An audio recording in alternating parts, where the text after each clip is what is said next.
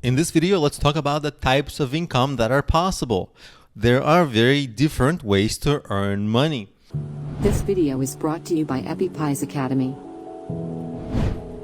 Most people, when they go to school and they go to college even, they learn about the safe and stable earned income, where you basically trade your time to do something for someone else and they give you money. It's regular salary income. That's what most people understand. It's mentally very easy to grasp, and that's where everybody sort of starts. Not many people start thinking about passive income, semi-passive income. And I'm not suggesting that you push your child into some online business schemes. Not at all. But what I am suggesting is that they have to have all the options available to them, and they have to be aware of all the options, so that as they grow up, they can make choices based on more information. What's passive income and semi-passive income? Essentially, let's say you make a website, it gets traffic. That's passive income, if you make money from that traffic. And it's important to understand that almost all passive income is also semi-passive income, because you have to put some work into it. A website requires some maintenance. Even if you make a YouTube video, even that gets you ad revenue, and it seems like you don't have to do anything. Well, you do, because you have to promote it a little bit. Maybe you have to make a second video. Maybe you have to enter some emails. So yeah, it's 90% passive, but it's not 100% passive. So there's always work in this passive income businesses online.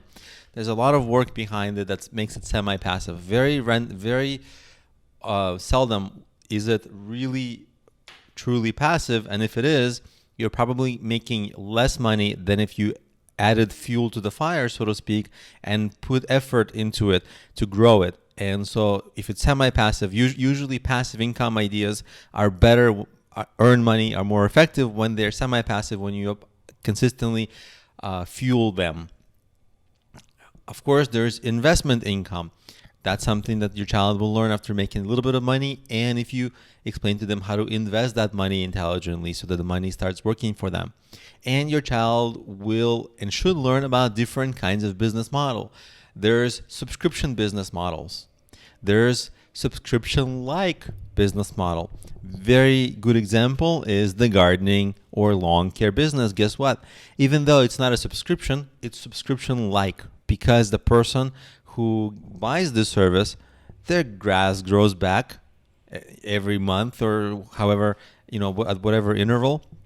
So as long as you do a good job, they'll bring you back, and you're going to make a lot of money from the same customer.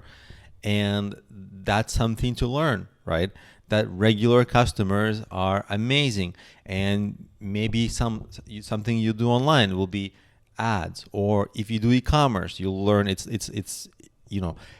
there's products that people buy once, or there's products that people buy once and again and again and again and again. So again, the same customer can come back many times, and those are so much better. So these are all business elements that your child should at least be aware of. They're not going to learn all of these from any single business. Every business just has one or two of these that people can learn, but it's important to talk to your children about these and just make them aware. And at least in your business brainstorming, these are things you should bring up so that they start at least thinking about it. For example, how do you if you're making a product for e-commerce, and we've talked about this, if you're making a product, can you make a product that is one-time use, just one-time use, versus a consumable product that people consume and they need it again? For example, a soap. Soaps are traditionally not hard to make at home. They're simple recipes, and guess what? People use them. Soap ends. People buy them again. And so you get repeat customers. And it's much better. Okay. So, and also what's interesting about soap is used in every household. Well, let's say almost every household in the world. So you have a tremendous mass consumption product, a billion and multi-billion-dollar industry, and it's repeat buying. So people come back to it. So something as simple as that people can make at home Of course, it's hard to sell because it's so competitive. But if we just suspend that point for a second, you see that just very, very simple, commonplace products can have tremendous potential. And as long as the business positioning is right, you can introduce your child to such potential.